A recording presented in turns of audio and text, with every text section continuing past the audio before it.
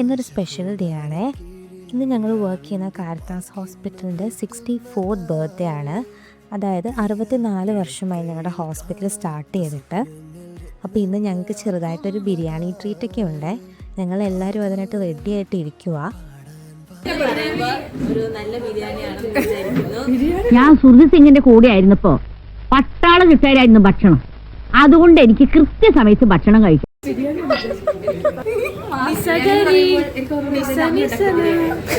My God, sentimental and psychological move.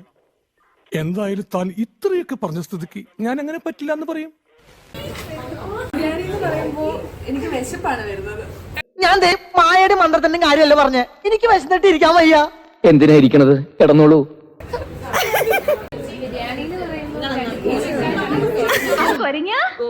കോഴിന്റെ മണം അത് പുറത്തെവിടെയോ ഒരു കോഴി കറങ്ങി നടക്കണ കണ്ട്. അല്ല, വെച്ച കോഴിന്റെ മണം.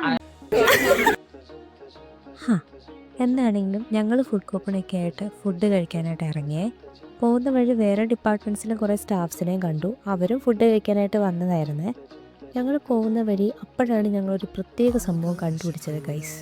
അവിടെ എപ്പോഴും ഉള്ളൊരു മരം തന്നെയാണ്, പക്ഷേ ഈ മരത്തിൻ്റെ ചില്ലയിലേക്ക് വേറെ ഏതോ ഒരു പാർട്ട് ഇന്നാ പിടിച്ചോന്ന് പറഞ്ഞ് വളർന്ന് നിൽക്കുന്നു. ഞങ്ങൾക്ക് കണ്ടിട്ട് സത്യം പറഞ്ഞാൽ ഒന്നും മനസ്സിലായില്ല കേട്ടോ. കുറേ നേരം ഡൗട്ട് അടിച്ച് നിന്നു. അത് കഴിഞ്ഞപ്പോഴാണ് വിശപ്പിൻ്റെ വിളി വന്നത്. അപ്പം ഞങ്ങൾ വിചാരിച്ചു ഇനി കഴിച്ചിട്ട് ബാക്കി വന്നിട്ട് ആലോചിക്കാം. ഞാനിവിടെ വന്നിട്ട് ആദ്യമായിട്ടാട്ടോ ഹോസ്പിറ്റലിലേക്ക് ഇങ്ങനെ ഒരു ട്രീറ്റൊക്കെ കിട്ടുന്നത്. ഞങ്ങളെല്ലാവരും എന്തായാലും ഹാപ്പിയായി. നിങ്ങളും നല്ല ഫുഡൊക്കെ കഴിച്ച് ഹാപ്പി ആയിട്ടിരിക്കാമെന്ന് വിചാരിക്കുന്നു. അപ്പോൾ എല്ലാവർക്കും ബൈ.